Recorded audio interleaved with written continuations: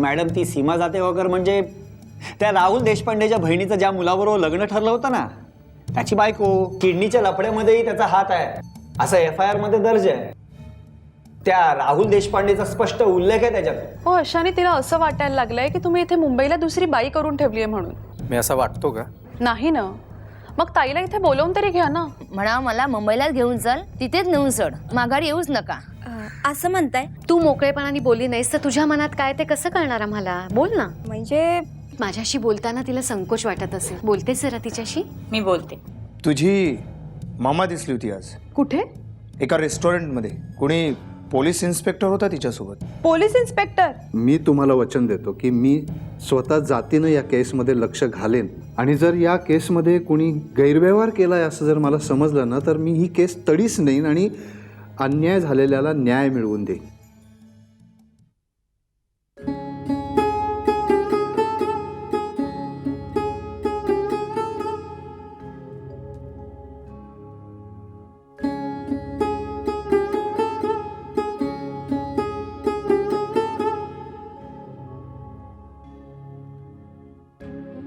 प्रिया, काय विचार केलास? कशाचा? प्रतीकचा. मगाशी मला मम्मा सांगत होती की तू त्याचा सिरियसली विचार करतेस म्हणून. ताई, प्रिया अगं माझ्याशी तरी मोकळेपणाने बोल. मला ना काही कळतच नाहीये. जेव्हा तो माझ्याशी बोलला ना तेव्हाच त्याच्या मॅच्युरिटीची खात्री पटली. त्याला नकार द्यावा असं काहीच नाहीये त्याच्यात. पण तरी एक सांगू, माझं अविनाशवर प्रेम नसतं ना तर कदाचित मी प्रतीकला हो म्हणाले असते. ताई, प्रतीक खरंच खूप चांगला मुलगा आहे. Think positively. तू त्याला हो म्हणालीस तर आम्हा सगळ्यांना खूप आनंद होतो. तू त्याचा विचार कर सिरियसली.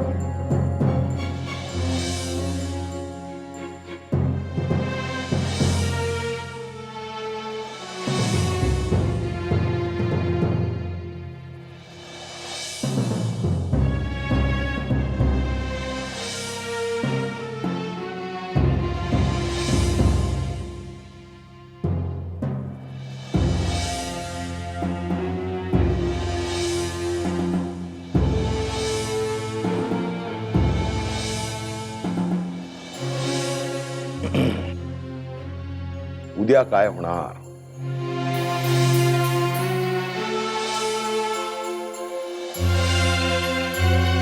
हाच विचार तुम्हा सगळ्यांच्या मनात आहे, समजतंय मला.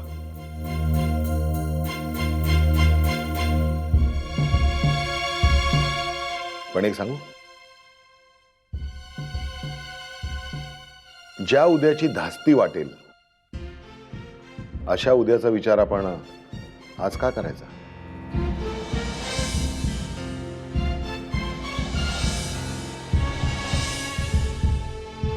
सुखावणाऱ्या उद्याचा विचार जरूर करा, पण दुखावणाऱ्या उद्याचा विचार मनातही आणू नका. जेवून घ्या. मी पणशीकर साहेबांशी बोललेलो आहे.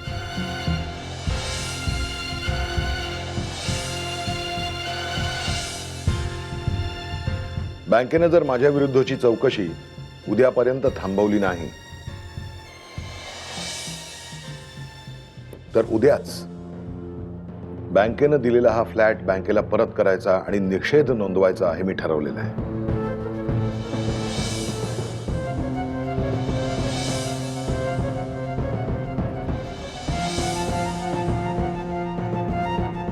जेवून घ्या. घ्या घ्या, कमा.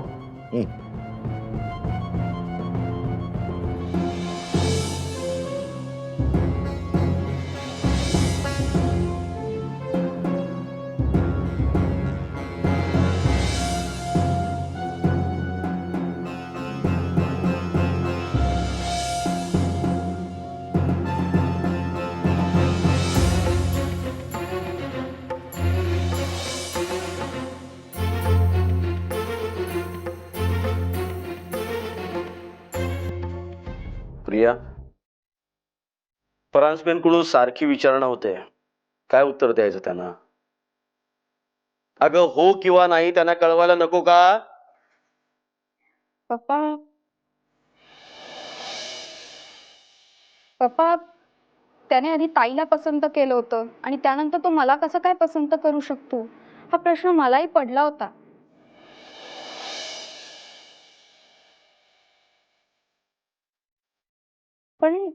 पण काय? अगं बोल ना, मन मोकळेपणाने बोल. तुझ्या मनात काय ते तरी कळू द्या मला.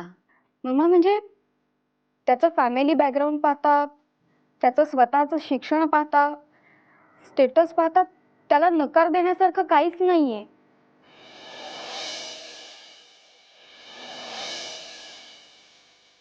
पण पण माझ्याही काही अटी आहेत.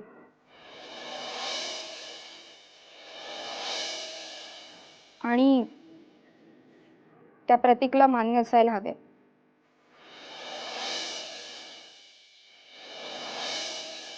माझ्या संसाराबाबत काही कल्पना आहेत, काही स्वप्न आहेत.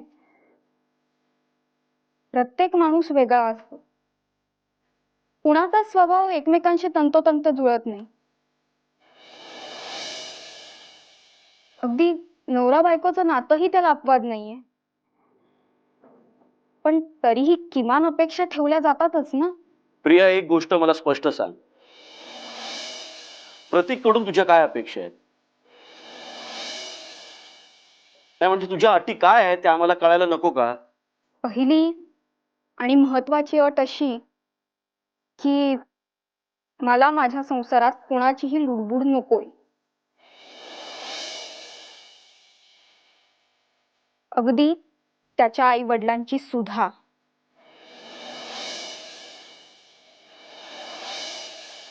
आमचं स्वतंत्र घर असावं.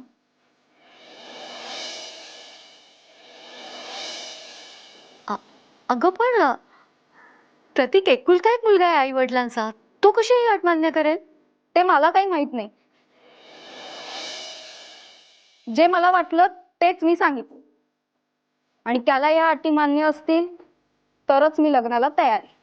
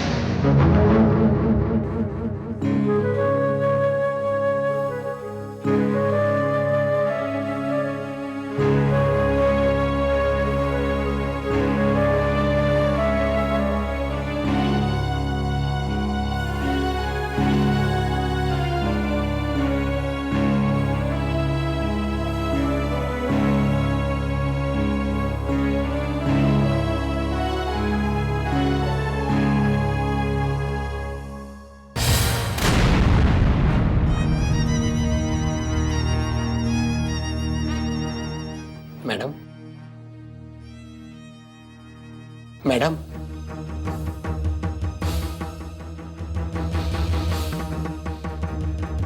राहुल, आता विचार करून काय उपयोग मॅडम?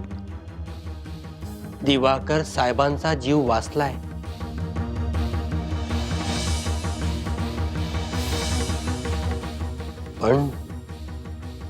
पण माझा मात्र मॅडम मॅडम माझा श्वास मॅडम, माझा श्वास मॅडम, माझा श्वास अडकतोय मॅडम, श्वास अडकतोय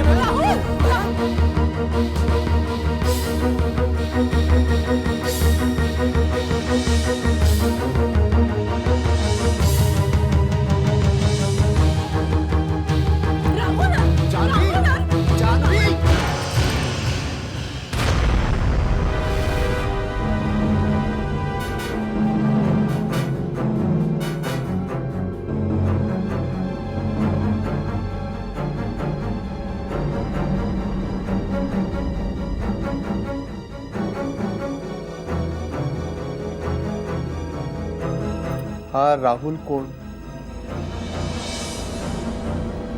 मागेही एकदा तू अशीच राहुलच्या नावाने दचकली होतीस जान्हवी. हा राहुल कोण?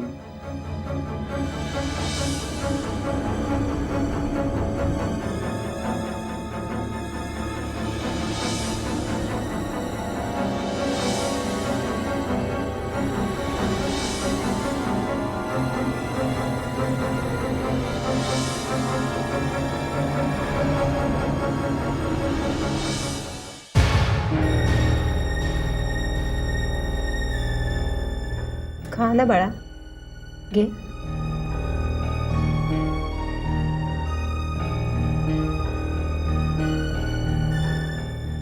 रागवलंयस बाळा माझ्यावर?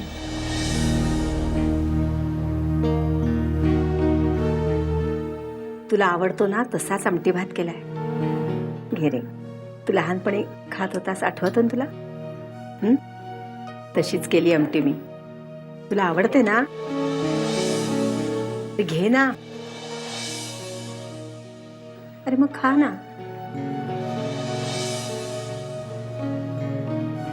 तुला असं चौकटीत बंदिस्त करून ठेवले म्हणून रागवल्यास माझ्यावर? ती अनघा वेडी आहे रे. तू खा. अरे असं काय करतोस? खा ना, खा ना. एवढी उभी आहे ना मी भरवायला. खा ना. रागवलंस आमच्यावर? पण एक बरं झालं बरं का, तू आता कुठं जाऊ शकत नाहीस. आई, आई हे काय करतेस तू? तू गप ग जरा. एक तर त्याला चौकटीत बंदिस्त करून ठेवले, आता जेवायला पण घालायचं नाही असं तुझं म्हणणं आहे का?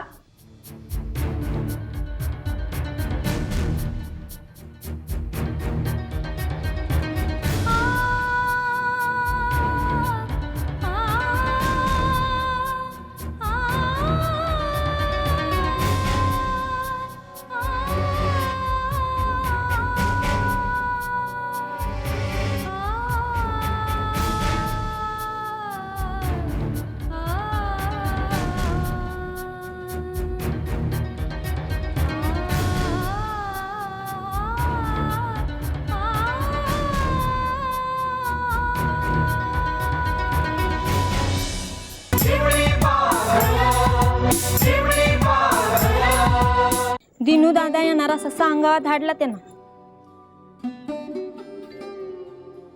कवापासून वाट बघतीय. एसटी तर 6 वाजता गावात पोचते, पण आता तर काळोख झालाय. सोबतीला मला हित आया बाया 60 ग. भाऊराया तुझी हित किती बघू वाट ग. भावाचा माझ्या लई तिन्ही लोकी थाट ग. भाऊराया बसायला मांडीन तुला पाट ग. संसाराला माझ्या देर आधाराचा हात ग. माझी बघू वाट ग. ताई अगं तायडे दिनू दादा, दिनू दादा, उशीर का म्हणून केलास? अगं काय झालं माहिती आहे का, गाडी स्टेशनात उशिरा आली, तसाच रिक्षा धरला तर टायरचा बार फुस आणि तसाच चालत निघालो मग. अरे देवा, चालत आला व्हय रे तू? पाय दुखायला लागलं असतील ना र? अगं आता बहिणीच्या घरी जायचं म्हटल्यावर पाय दुखतील होय का. बर माझं राहू दे, शर्मिलेचा फोन आला होता. ती बोलली का असल तसा ताईला घेऊन मुंबईला पोच. काय ग भाऊजीनं काही भानगड तर नाही केली ना तिकडं? काय बाई बोलू नगस भानगड म्हण. अरे मला एकलीला मामाईला जाता यायचं नाही म्हणून तुला बोलून छान घेतलंय. तुझं आपलं काय बाई भानगड. बैस पाणी आणते. विठ्ठला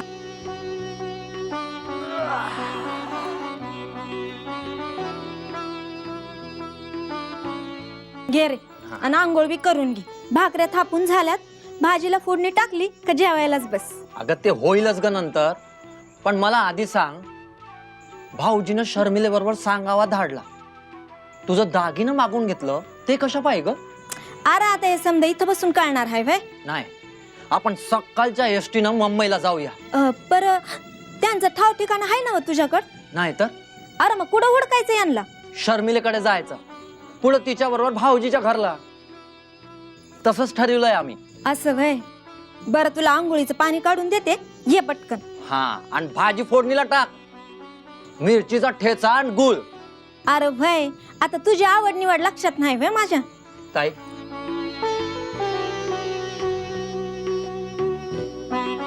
तुझ्या हातचं जेवाचं ना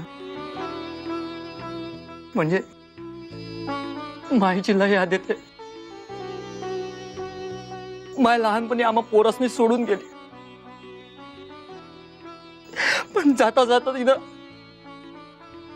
तिच्या हातची चव तुझ्या हातात देऊन गेली बघ.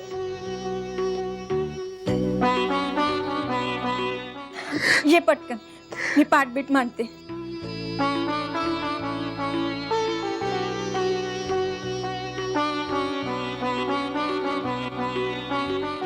चंदनाचा पाठ ग, साडी आण शिजीचा, भर जरी पाठ काठ ग, भाऊराया तुझी भाऊ इत किती वाट ग. संदीप हा कुणाला आहे? अरे पोलीस ह्यालाच तर शोधतायत, पकडा ना. पण सगळं काही तुझ्या मनाप्रमाणेच होईल अशी जर अपेक्षा ठेवशील तर प्रतीकच काय, दुसरा कुणीही तुझ्याशी लग्न करायला तयार होणार नाही. हा राहुल कोण? हे बघा, मला काहीच माहिती नाहीये, मी काहीही केलेलं नाहीये. मी फक्त एवढंच विचारतोय की हा राहुल कोण, आणि त्याच्या विचारामुळे तुझ्या अंगात ताप भरण्या एवढी तू का घाबरतीस?